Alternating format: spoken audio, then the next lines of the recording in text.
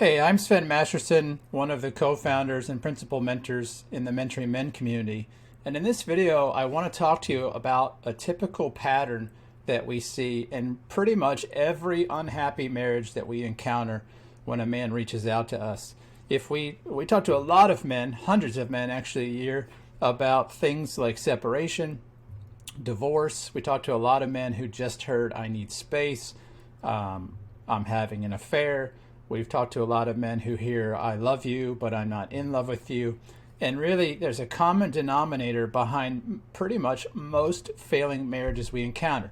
Now, I want to be really clear. I'm not saying if you're watching this and your marriage failed that that this is the cause. We're not trying to be so all or nothing about this. We're just sharing a common pattern that we see, the men who connect with us. And I want you to understand that men connect with us because they recognize this pattern. So we're very aware that there are other things that contribute to marriages failing in the world, and we're not trying to say that this is the cause of all of them. But this is simply a pattern that we see in hundreds and hundreds of men a year all over the world, despite their culture, despite their age. Now, at the root of these men's unhappiness, even though it doesn't look like it at first, we ultimately find that they have a deep sense of insecurity. They're not walking around in their day-to-day life saying, I'm insecure, I'm insecure. They're just living under a belief system where what they want, need, and desire is not something that they believe they can source within. And so they have fundamentally an insecurity for those things. Let me talk about this as though we were talking about a man's need for water. If a man didn't believe he had water, that he has the capacity to create his own water, he's going to feel that water is technically insecure, meaning somebody else manages that man's access to water. So you could say that that man's water was only secure in so much as his source was secure. And so when we have an insecure source for something like water, well, we have a neediness for water. We know from life that if I don't drink water, you don't drink water, we perish. And so water is a critical need that we need to make sure we have a reliable source. And when you don't, that's an insecurity with water, which unfortunately many people on planet Earth live with an insecure source of water. Now, when you have that insecurity and you need to go somewhere to get your water, then you have now a dependency. Now, let's suppose you get water from a nearby property or a neighbor. And most of that time, your neighbor's cooperative. They're happy to share that water with you. But something happens. Maybe you get in an argument, you disagree on something, and that neighbor says, you know what? I don't want to share my water with you anymore. Well, you have this dependency upon water. And because you have that dependency, if the neighbor stops giving you that water, you begin to judge them. You create stories in your head. Well, if they were a good person, they should do this, they should do that, they should stop doing this, they should stop doing that. And that judgment leads to blame. I don't have water, it's your fault. And now when you're living in a relationship of blame, you create distance. It's not like people that blame each other tend to get together for meals and intimate encounters. That's counterintuitive, right? And so with that distance from the source of what you need comes more insecurity. Now I want to talk about this in marriage because this is the pattern. A man unknowingly has a deep sense of insecurity for something that feels pretty fundamental to him.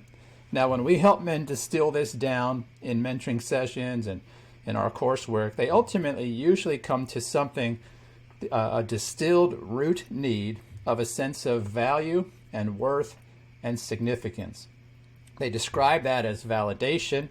They describe it, they think what they need is connection. They think what they need is intimacy. But these are all strategies, actually, that they use to try to meet even deeper needs. And those deeper needs are really existential needs. That means they're really needs about a man's knowledge and view of self. It's how he feels about him. And because men alive today mostly are living in stories where other people define those things, they naturally create neediness on other people. just like that water. See, if I don't know that I have value and worth and significance, well, then I ask someone else to define that for me. I'm needy for it, and I create a dependency, and I create a dependency on someone other than me. When we're children, we do this to mom and dad. We do it to siblings. We do it to school and university instructors. We do it to neighbors. We do it to friends. And oftentimes when we get married, we transfer the person who's responsible for meeting our dependency from mom and dad or friends to sweetheart, to honey, to dear, to wife.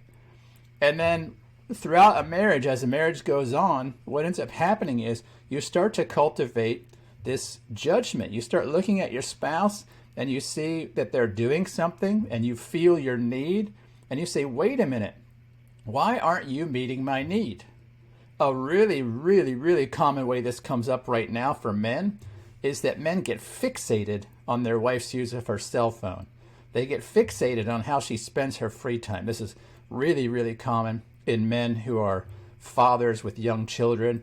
A man starts to feel like he's at work all day. He comes home. He wants his wife's attention. He doesn't know that his desire for her attention is actually him feeling his insecurity. And so he judges how she spends her time, her focus, her attention, her energy, and all, again, based on dependency and need and insecurity. And so he starts judging her. And he develops this inward narrative he's angry, he's irritated. Men reach out to us all the time about, why won't my wife get off her cell phone? If she would just this, if she would just that. And a man cultivates this she focus. The she focus is really judgment, and it leads to blame. And that man kind of has this story inside. Well, if she would do something differently, I would feel differently. Therefore, it's her fault. And he starts to blame his unhappiness, his sense of feeling a lack of respect, a lack of appreciation. He starts to focus all of that on his partner. Why his partner? Because she is the one on whom he's created the dependency.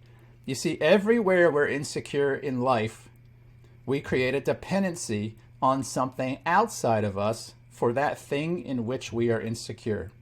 And then we judge and blame how that person handles our need. This is even visible in momentary truths. For example, if I write a comment on Facebook and somebody says something nasty to me, I might feel an immediate neediness-based dependency for that person to like me. And I will judge them and blame them maybe for not liking me because that makes me feel insecure. Or maybe I go into some sort of mode of trying to make that person like me by being nice. See, in both of those cases, I'm actually responding to insecurity, even though I don't know the person. Why would I try to please somebody I don't know? Why would I try to judge somebody I don't know? You see, I only do it when I have a dependency on that person. We judge the object on which we depend. We have those dependencies because of insecurity. And in a marriage relationship, when this is at work, when this neediness and dependency has led to you judging your spouse and blaming them, well, it creates distance, more distance, right? No woman likes to be around a man from whom she feels blamed, just like men do generally not want to be around and connected with a woman who it feels like is blaming him. And when we're doing this in a certain stage of marriage called the disillusionment stage, when you're already struggling to feel connected, that mutual blame that's often going on is creating distance. And unfortunately, the byproduct of distance is it feeds more insecurity. And the more insecurity arises, the more neediness arises. The more neediness is taking place in the relationship, well, the more dependency and the more judgment and the more blame and so forth. And this slowly over time creates what you've heard me refer to in videos as emotional enmeshment. It's the belief that everything I need is in my partner who's not cooperating. Therefore, I'm angry with them, I resent them, I build up contempt for them, and I have distance from them. All while another part of me wants closeness and connection and intimacy, which I'm getting less and less and less because this process is at work. This is what begins to undermine relationships. And this is what we spend the majority of our time helping men with in our platform, because when both partners are doing this, and this is usually the case, somebody has to break out of this cycle first. Now, a lot of times in marriage therapy, marriage counseling, etc., there's an attempt to try to get both partners to exit this kind of thinking at the same time. I believe that some people are really gifted at that. Some counselors and therapists have a great capacity for that, and I don't have any disparaging remarks to make about that. However, we do find, and the Gottman Institute seems to agree with this, that what a man does in the relationship is critical for this process. And so we find if we help the man in the relationship exit this loop, that things begin to turn around. Because when one man solves his insecurity, now the other partner there's some room there. They're not feeling the judgment. They're not feeling the blame. They're not feeling the neediness, and they're not distancing. And it creates a positive kind of feedback loop that begins to turn a death spiral into a slow and steady climb upward and to higher altitude. I've seen this in my own marriage. I've seen it in hundreds of marriages over the last, 4 or 5 years. And it's a reliable and predictable pattern. And when we help men with that, they see that. So let's look at, now that we've looked at an unhappy marriage and what's typically going on, let's look at a happy marriage. And I want to do so with another visual. And that is, what turns this around? Well, remember in the last one, we had this idea of insecurity.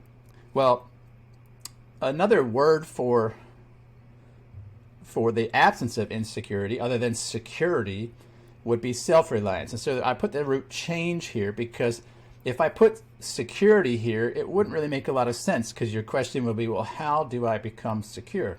Well, you become secure by moving all of those external dependencies that you have never trusted yourself to have inward. Now, a lot of people hate and misunderstand this word self-reliance. They think we're talking like some sort of doomsday prepper thing, like I'm going to tell you to get toilet paper and Band-Aids and stash them in your basement. I'm not talking about that kind of self-reliance. I'm talking about learning that you are already a whole human being, and because you are a whole human being, you already have value and worth and significance. You don't need to look outside of you. You don't need to rely on people outside of you for those things. You can get them inside. And when you really learn this and you learn how to go about a transformation in your life where you look inside, what you find is, I'm whole. I'm whole. I'm not living like a person who's got their sense of self distributed all over the place to a partner and friends and parents and colleagues and siblings. You take all that back, you realize, man, I have asked people to be a source for all kinds of my well-being, and that's not serving me. And so when you bring all that back, you begin to rely upon your internal source, where you used to look at an external source. And that produces a tangible sense of wholeness and value and worth. And you feel that. And because you feel that, you naturally stop the dependency process on other people. You release the pressure. And pressure, if women are watching this video, know is a relationship killer. Women do not like to feel pressure. In reality, men don't like to feel pressure either, but they feel it in a different way. It's usually the pressure to go out and earn more, to work harder, and to be a better man, right? We all feel pressure. All of us resent pressure from other people. It's a natural phenomenon. And that pressure oftentimes is there because of dependency. So when we take dependency away on other people, it replaces the pressure that we used to give, the dependency that we used to create, with openness. We're open towards them. We're not judging our partner anymore because we're not sitting there critically evaluating how are they using their time, how are they using their energy, how are they using their focus. The whole reason we were doing that is because we were judging their use of their time, their life, and energy because it was a threat to us having our dependency-based needs met. And when I don't have dependency-based needs met anymore, I naturally stop judging the people that I was getting those things met. Let's go back to the water, for example. If I have my own well on my own property, I don't need to critically watch and wring my hands about how my neighbor uses his water. It's up to him. I could care less because it's his water. He can use it how he wants. And I'm not in any way threatened by how he uses his water. I have my own well. Okay? And so where we used to have judgment, we naturally find we have acceptance, meaning I look at people around me and I just approve and accept them because there's no basis to judge them anymore. I don't have any issue with how they use their time and energy because I don't have any dependency upon that. Now, what you find in humans, especially if you have children, you know this when kids are born, is that we have a natural warmth about us. And really the only time we're not warm is when we're feeling this loop of judgment and dependency and neediness and blame that kind of shuts our heart down. It puts us up in our head and we start to get cold towards the person. And we're cold again because we're feeling threatened. Our insecurity looks like it could be a problem. And when you take this away, then we go kind of back to our natural state like we are as kids, and we're open-hearted and we're warm. We appreciate. We're not putting conditions upon people. And the natural result there is that we're attractive. We're attractive to our partner. People like to be around warm and open-hearted people who do not make demands on them, who are not blaming, who are not childish, who are not needy, and who are not dependent. Now, that kind of also provides a positive feedback loop in men. So when a man witnesses, hey, the more self-reliant I am, the more I feel whole and better and open and accepted, and people seem to like to be around me. And it produces every reason and motivation then to continue the process. And so we find when men start down this path and they start getting this natural feedback, they become more self-reliant. And again, they're not becoming stoically disconnected from other people. They're not becoming people that are cold and hard to be around. Quite the contrary. They're people that everybody wants to be around. And that's because they can be generous instead of needy and manipulative and transactional. These people are full. They're wholehearted. They have a sense of vitality that they can share. And they're doing that because they're not distributing all of their sense of self in other people and then trying to manipulate them to get it back. Now, I hope this has given you some insight into maybe your own life, your own marriage. I believe these things are true in both men and women, though in our community, we focus on helping men. And it's not because we don't care about women. It's because, well, we're men and we're most qualified to help men. And we find in a family, in a marriage, in a long-term relationship, if we can get a man squared away in these things, it changes the dynamic in his relationship, in his family, in his neighborhood, in his community, and so forth. If we have made you curious today with this video, I want to invite you to scroll down in the description and look for a link where you can connect with us. You can set up a complimentary session with myself or one of our other mentors or apprentices who can talk to you a little bit more about these things. Or if you want to just jump right in and take a look at what our community has to offer, you'll see another link below where you can scroll down and take that for a spin and see just what kind of stuff we talk about. If you like this content, we go 100 times deeper in our community than these things, and just tons and tons and tons of content and courses and conversations, and all of that is available within the Mentoring Men community for $25 a month. I hope you're inspired. I hope you're seeing a light at the end of the tunnel maybe in your unhappy marriage, and I hope to see you on the other side of this camera sometime. Until then, enjoy your day. I'll talk to you soon.